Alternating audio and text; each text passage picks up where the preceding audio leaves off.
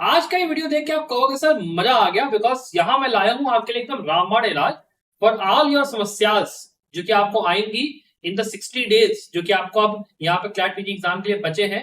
Because day to day में क्या आपका रूटीन होना चाहिए कि पहले 30 दिन में क्या करना है, लास्ट के 30 दिन में क्या करना है, पढ़ाई जो है कितने घंटे के सेशन होने चाहिए, सेशन को कैसे प्लान करना है, कितने घंटे पढ़ाई करनी है, किन बातों का ध्यान रखना है, सारी चीजें एक बिल्कुल डिटेल्ड तरीके से, एक डिटेल्ड प्लान के साथ भैया मैं आपको बताऊंगा।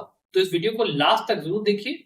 और उसके साथ में अगर आप चाहते हो कि आपकी तैयारी एकदम आराम से बिल्कुल प्यार से हो, तो भाई हमारा चैप्टर प्रिपरेशन कोर्स आप ज्वाइन करिए केवल 4199 में। इस कोर्स के अंदर हम लोग ने आपको सारा का सारा जो सिलेबस है खत्म करके आपको दे दिया। ये जो 60 डेज है इसके अंदर अगर आपको जरा चिक हो रही है कि भैया कहाँ से पढ़ाई करूं, कहाँ से मटेरियल आएगा, कितना वीडियो देखूं, क्या करूं, कैसे करूं, सारी चीजें हम लोग ने करके रखी हैं along with mock papers, along with आपके रिसेंट लैंडमार्क केसेस। तो देर किस बात की है, एनरोल करो 4199 में, बढ़िया आपका कोर्स है। ठीक है, ये आपका अभी जो ऑफर है आपका मंथ एंड तक रहेगा, फिर ये कोर्स आपका डिसकंटिन्यू हो जाएगा। तो मैं आपसे कहूंगा एनरोल आप करना, डेफिनेटली इस बारे में सोच सकते हो। अब चलो शुरू करते हैं यहाँ पे वीडियो को। और हम लोग यहाँ पर डिस्कस करेंगे आपके पहले सबसे पहली इंपॉर्टेंट चीज डेली टाइम टेबल को, कि आपको डे टू डे के बेसिस पे कितने घंटे पढ़ाई करनी है, क्या करना है, कौन सा पॉइंट ध्यान रखना है और कैसे आपको शेड्यूल करना है। अब एक बात ध्यान से समझिए, आपके पास टाइम बहुत कम बचा है, ये आप अच्छे से जानते हो।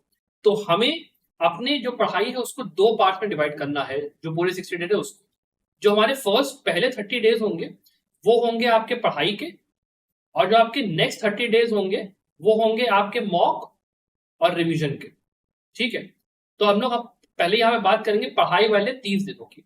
तो अब जनरली देखो होता क्या है ना, आप में से जो स्टूडेंट्स हैं, कई आप में से ऐसे हो जो कि कॉलेज स्टूडेंट्स हो, कई लोग ऐसे हो जो कि आप लोग वर्किंग में हो। तो आप लोगों के लिए टाइम को मैनेज करना बाकी स्टूडेंट्स के कंपैरिजन में कठिन होता है। लेकिन अब एक बात समझो कि अब यहाँ पर इतना कम टाइम रह गया है कि आपको बाकी सारी चीजों को, अपने जो आप कॉलेज जा रहे हो या फिर आप ऑफिस में हो, उनको आपको थोड़ा सा रिड्यूस करना पड़ेगा। तो कॉलेज वाले स्टूडेंट्स के लिए मैं आपको कुछ अगर टिप्स दूं आपको, क्या आप कर सकते हो। पहली बात, यहाँ पे बंक मारना शुरू करो क्लासेस को, बिना उसके काम यहाँ पे देखो नहीं होने वाला है। आप अपने प्रोफेसर से जाओ, सीधे सीधे कहो कि सर मैं क्लैट पीजी एग्जाम की तैयारी कर रहा हूँ, 9 सेमेस्टर आ चुका है, अब मेरे पास टाइम है नहीं, सो प्लीज आप मुझे प्रॉक्सी लगा के अपना दे दो, या फिर किसी अपने साथी से कह दिया करो कि हाथ रेस करके वो करते, कुछ भी करो। या फिर अगर बैठे हो क्लास के अंदर तो एटलीस्ट किताब लेकर, या मॉक पेपर होता है मोबाइल पे अगर आप सॉल्व करो तो वो सॉल्व करो, या अगर हेडफोन लगा के लेक्चर सुन पाओ या फिर अपना एमसीक्यूज लगा पाओ, कुछ भी आप कर पाओ वो जरूर करो। Because it is very important कि आपको टाइम को यूटिलाइजेशन बेस्ट तरीके से करना है, that is very very important. साथ में वो लोग जो कि जॉब यहाँ पे कर रहे हैं, जॉब वाले लोगों के लिए मैं ये कहूंगा कि हो पाए तो अपने जो वर्किंग आवर्स है उनमें अगर थोड़ा सा कमी कर पाओ तो थोड़ा सा अच्छा रहेगा। बिकॉज एक बात आप समझ के चलो कि कम से कम 10 से लेके 12 घंटे की पढ़ाई रोजाना इज वेरी इंपॉर्टेंट। इस बार आप इस कम टाइम में अगर आपको पेपर निकालना है, 10 से लेके 12 घंटे अगर आप तैयारी नहीं कर रहे हो तो there is no way in hell कि आप ये पेपर निकाल पाओगे। ये मेरी आप बात समझ लो, अच्छे से अगर निकालना है तो 10 से लेके 12 घंटे मिनिमम चाहिए।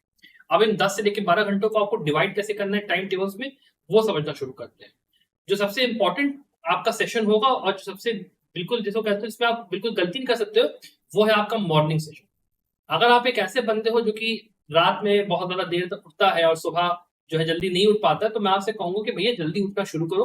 बिकॉज सुबह का अगर आप जल्दी उठ रहे हो तो फिर एक बहुत ही अच्छा इफेक्ट उसका दिमाग पे आता है कि आपने मॉर्निंग की स्टार्ट जल्दी करी है।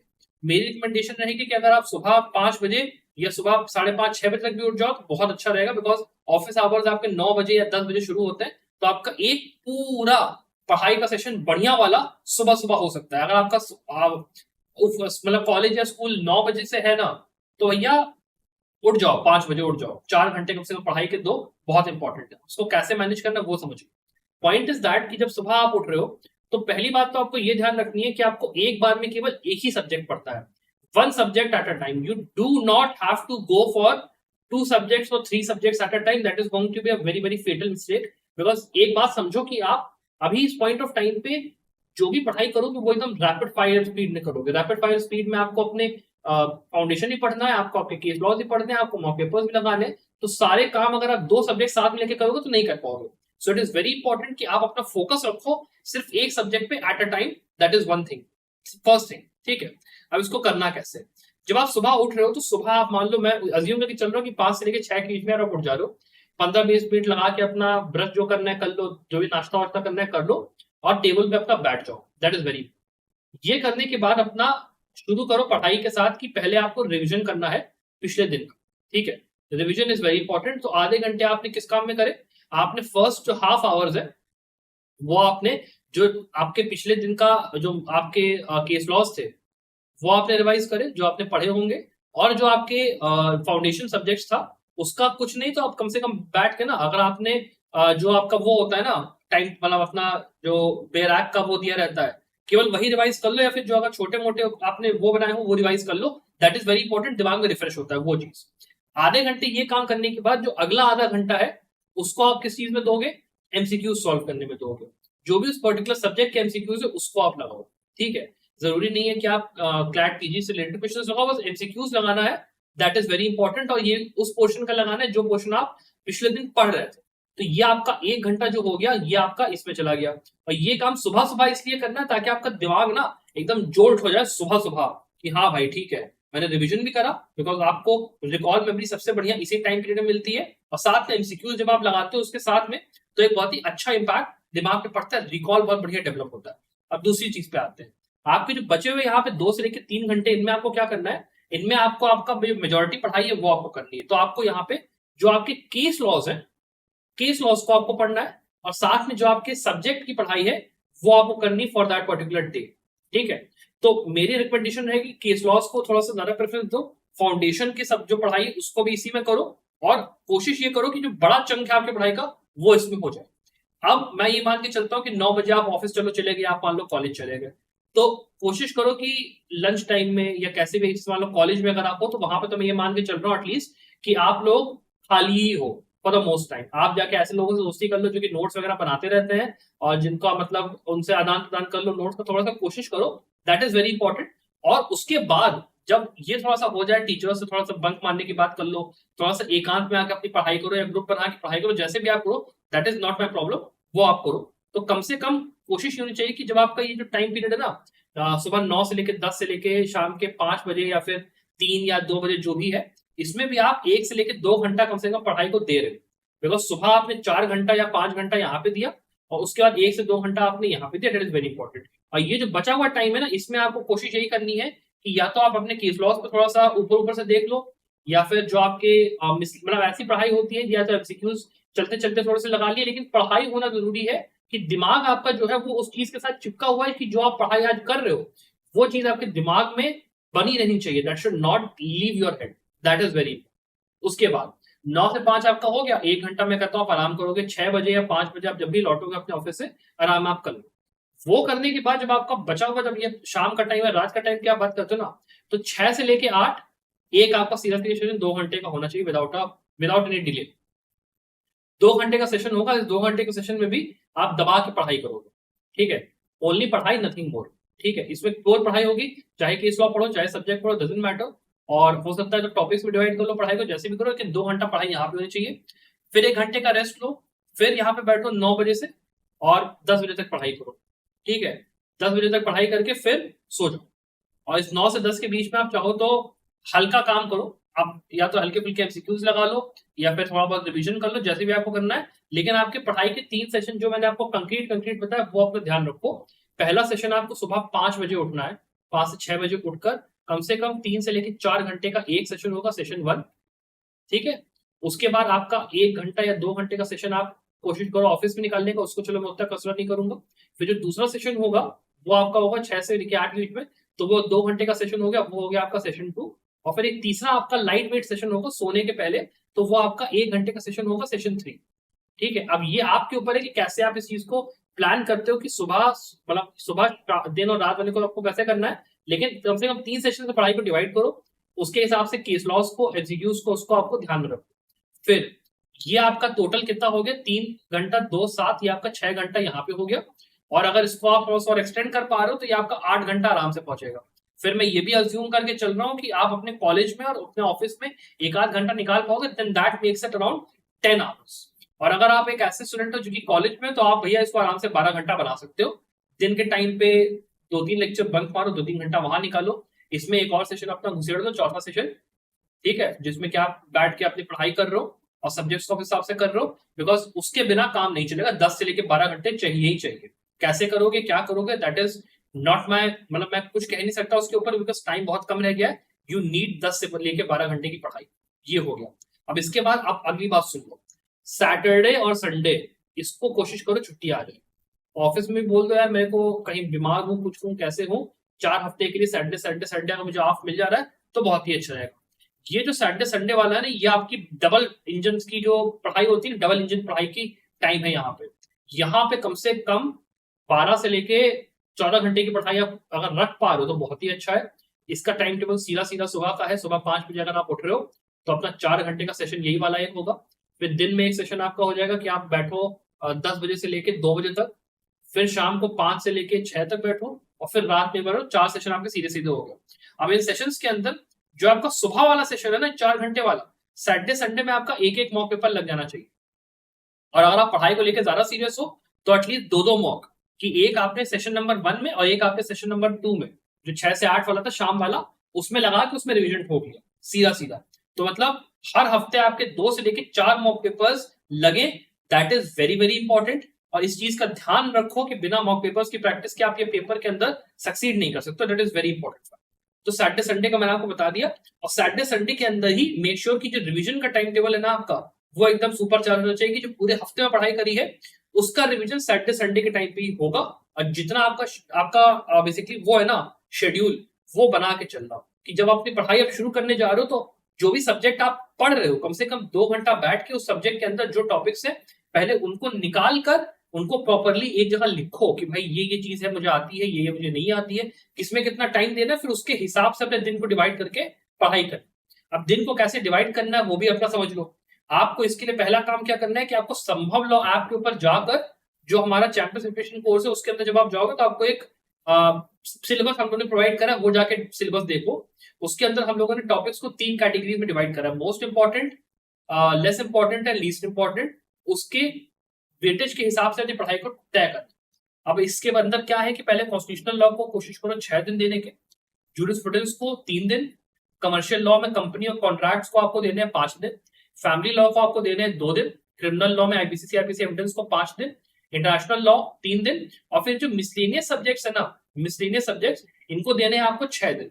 और मिसलेनियस सब्जेक्ट्स में क्या आएगा और इसमें क्या आएगा वो भी मैं आपको चलो इसके आगे बता देता हूँ। लेकिन उसके पहले मैं फिर आपसे कहूंगा कि अगर आप कंफ्यूज जरा भी हो रहे हो कि कहाँ से पढ़ाई करनी है, कैसे करना है, मॉक पेपर्स कहाँ से आएंगे, जो भी करना है, आप केवल 419 में आराम से यार अप्लाई करो और मेरे साथ बैठो। मैं खुद, अगर आप चाहोगे तो मैं बैठूंगा आपके साथ, आपके लिए स्टडी प्लान में खुद आपके साथ बैठ के ड्राफ्ट आपका करवाऊंगा अगर आपको चाहिए तो आप सोच सकते हो अपने हिसाब से। इसके बाद मैं पहले बात करूँ एसेंशियल सब्जेक्ट्स की, तो ये आपके एसेंशियल सब्जेक्ट्स हो गए, इनको नोट मैंने आपको करवा दिया कितने दिन आपको देने हैं। ये हो गया आपके वो सब्जेक्ट मिसलेनियस वाले जो कि आपको करने हैं 6 दिन के अंदर। इसको आप कैसे अपना शेड्यूल करते हो वो आपके ऊपर है, वो मैंने आपके विवेक पे छोड़ा है, ठीक है।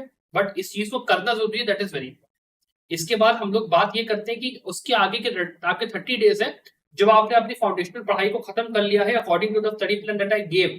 आपको उसके बाद क्या करना है अब समझो। आपने एटलीस्ट 2-2 मॉक पेपर या एक मॉक पेपर भी लगाया तो आप कम से कम 4 से लेकर 8 मॉक पेपर देखो अभी लगा चुके, ठीक है। आपको इस बात का कुछ हद तक आइडिया हो चुका है कि मैं कितना पानी में हूँ, कौन से सब्जेक्ट मेरे कमजोर है, कौन से मेरे सब्जेक्ट ताकतवर है। तो जो रिमेनिंग 30 डेज है उसमें आपको 1 और 2 रिविजन करना है, ठीक है। रिविजन 1 और रिविजन 2। रिविजन 1 आपका वीक नंबर 1 में होगा, फर्स्ट वीक में, और रिविजन 2 आपका वीक नंबर 3 में होगा। समझ गए? वीक 1 और वीक 3 में आपके रिविजन होंगे, और ये जो रिविजन होंगे ये पूरे सिलेबस के होंगे। समझ रहे हो? पूरा सिलेबस जो आपने पढ़ा है उसके अंदर क्या लिखा है, कितना करा, क्या करा, वो होगा। समझ गए? रिविजन का जो टाइम टेबल है वो कैसे वर्क करेगा वो भी समझ लो। जो आपका सेशन नंबर 1 है ना, सेशन नंबर 1 वो जब आप सुबह 5 बजे उठ रहे हो वो आपका रिविजन का सेशन होगा, वो रिविजन का टाइम टेबल होगा, रिविजन का वो होगा। सिंपल सी बात समझो, वीक 1 और वीक 3 की बता रहा हूँ, ठीक है। सेशन 1 हमेशा रिविजन के लिए जाएगा, ध्यान रखना। उसके बाद जब आप बात करते हो सेशन 2 की, जो आपका वो वाला है 6 से 8 वाला, ठीक है। अगर मान लो आप दिन में टाइम टेबल निकाल पा रहे हो तो अच्छा है, लेकिन अगर दिन वाला है तो आपको रोजाना एक मॉक पेपर लगाना है, प्लेन एंड सिंपल। एक मॉक पेपर रोज लगेगा, ठीक है, रोज एक मॉक पेपर 6 से 8 बैठ के। और उसके बाद जो आपका रात का सेशन है ना 9 से 10 वाला, जो आप खाना खा के थोड़ा बैठोगे, उसमें आपको उस चीज के मॉक पेपर का थर्ड सेशन में रिवीजन करना है, सीधा सीधा प्लेन एंड सिंपल रिवीजन करना है। इस बेसिस पे अगर आप काम कर रहे हो और जिस तरीके से आप यहाँ पे चलेगा, 4 आपके ये हो गए और 30 दिन में मान लो कभी कभी ऐसा होता है कि रिवीजन में आप थक भी गए या आप नहीं भी कर पाए रोजाना मॉक पेपर, मिनिमम आप जो है 20 मॉक पेपर से लेकर 25 तो तब भी लगा ही लोगे, उससे कम तो लगा नहीं पाओगे। और अगर आप वीक 1 और वीक 3 के रिवीजन के शेड्यूल के हिसाब से चल रहे हो तो आपके बचे हुए जो वीक 2 है और जो वीक 4 है उसमें पता है आपको क्या करना है, उसमें आपको पढ़ाई करनी है उन सब्जेक्ट्स की जिसमें कि आप कमजोर हो, और साथ में आपको ध्यान देना है उन बचे हुए केस लॉज के ऊपर जो कि आप वैसे नहीं पढ़ पा रहे हो। बिकॉज देखो केस लॉज का भी फंडा क्या है ना कि 2023 के मैंने कहा रीसेंट केस लॉज पढ़ो और 2017 से लेकर 23 तक के जो आपके लैंडमार्क केसेस है उनको पढ़ो। तो उनकी जो पढ़ाई है वो आप सेकंड वीक और फोर्थ वीक में करो, और इसके अंदर जो आपका मेजर वाला सेशन है ना, सुबह वाला सेशन है, उसके अंदर मॉक पेपर जो आप लगा रहे हो ना उनका रिवीजन करो। और मॉक पेपर्स भी कोशिश करो अगर एक एक मॉक पेपर इस पे भी लगा पाओ तो एटलीस्ट 30 या 35 मॉक पेपर्स आपके लग जाए तो बहुत ही अच्छा है, उससे अच्छा कुछ हो नहीं सकता। और अगर आपको लगता है कि आपकी 30 डेज में पढ़ाई कंप्लीट नहीं हो पा रही है तो आप ऐसा कर सकते हो कि आप 40 और 20 कर लो, कि आपने रिवीजन का जो अपना टाइम पीरियड था वो अपना कम करके अपने सब्जेक्ट्स का टाइम पीरियड बढ़ा लिया। That also can be done, that is also something जो कि मैं रेकमेंड कर सकता हूं। बस फंडा ये है कि आपको टाइम शेड्यूल के साथ स्टिक करके चलना, दैट इज वेरी इंपॉर्टेंट। 2 आपके रिवीजन होने चाहिए एक एक हफ्ते के, बाकी जो बचे हुए हफ्ते हैं उसमें एक आपका हफ्ता जाएगा केस लॉस की जो बाकी बचे हुए उनकी पढ़ाई में, और मान लो अगर आपने अच्छे से केस लॉस नहीं पढ़ा है तो उसका उसमें करने में। और जो आपका चौथा हफ्ता है वो थोड़ा देखो इंपॉर्टेंट होता है, बिकॉज चौथे हफ्ते में कुछ चीजें जो मैं आपको बोलूंगा वो ये है कि एग्जाम के जैसे मान लो 1 दिसंबर अगर मान लो आपका है या 30 नवंबर अगर आपका है तो आप जाके ना एक बार एग्जामिनेशन सेंटर को ना देख लेना कहाँ पे पड़ता है क्या है, ताकि आपको जिस दिन एग्जाम देना है उस दिन आपको दिक्कत ना हो कि भाई कहाँ पे है, क्या कन्वीनियंस यूज होगा, शहर के बाहर तो नहीं है। वो सही चीजें आपके एलिमिनेट हो जाए, फिर जाके आप जिस दिन एग्जाम देने जा रहे हो वहां पे आपको टेंशन ना हो। एक मेरी यहाँ पे एक भी रिकमेंडेशन यहाँ पे रहेगी। और जो आपका लास्ट का हफ्ता होगा उसको थोड़ा सा चिल रखो, क्योंकि आप पहले यहाँ पे बहुत पढ़ाई कर चुके हो, सारा आपने काम कर लिया, चाहे 30 डेज में करो चाहे 40 डेज में करो वो आपके ऊपर है। 20 डेज में वो करके कम से कम 20 से लेकर 25 मॉक पेपर्स आपने लगा लिए हैं, that is more than enough to आराम से कि आप, मैं आपको बता दूं ये जो पूरी मतलब मैं आपको तरीका बता रहा हूँ ये अगर आप टॉप 5 एलयूज टारगेट कर रहे हो उसके लिए डेफिनेटली काम करेगा, जैग एंट्री के लिए डेफिनेटली काम करेगा। लेकिन अगर आप ये उम्मीद करो कि पीएसयूज का मैं सपना लेके बैठा हूं और मेरा काम हो जाएगा तो नहीं होने वाला। बिकॉज एक बहुत ही सिंपल सी बात यह है कि आप 60 डेज के अंदर अगर आप पढ़ाई कर रहे हो ना तो आप बहुत जल्दी जल्दी जल्दी चीजों को अपने अंदर ग्रहण कर रहे हो।